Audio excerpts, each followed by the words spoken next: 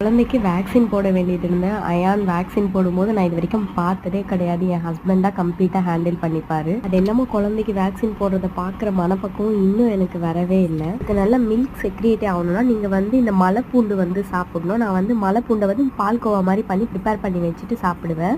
அதை பண்ணிட்டு side by side காய்ச்சியாச்சு. லஞ்சுக்கு வாங்கின வெஜிடபிளை குக் பண்ணல. அப்படியே லஞ்ச் பிளான் கம்ப்ளீட்டா மாறிடுச்சு. ஏன்னு கேட்டிங்கன்னா தங்கச்சி ஊர்லேருந்து வராங்க. சடன் பிளான் தான். ஹாஸ்டல்லேருந்து வரா. ஸோ அவள் வரும்போது அவளுக்கு பிடிச்சதாக தான் நான் பார்த்து செஞ்சு கொடுப்பேன். எங்கள் அம்மானா டக்கு நிறைய ப்ரிப்பேர் பண்ணுற மாதிரி இருக்கும். நான் ரொம்ப நேரம் கிச்சனில் டைம் ஸ்பெண்ட் பண்ணுவேன். ஏதோ அசத்தலாம் ஏதாவது ஒரு டிஷ் கண்டிப்பாக கிளிக் ஆகிடும். அந்த மாதிரி தான் இந்த மஷ்ரூம் பிரியாணி டேஸ்ட்டில் இது புலாவ் மாதிரி ட்ரை பண்ணால்.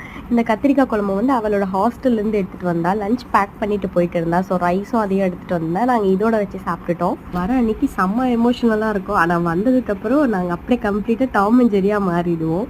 நெக்ஸ்ட் மீட் பண்ணுறேன். பாய்.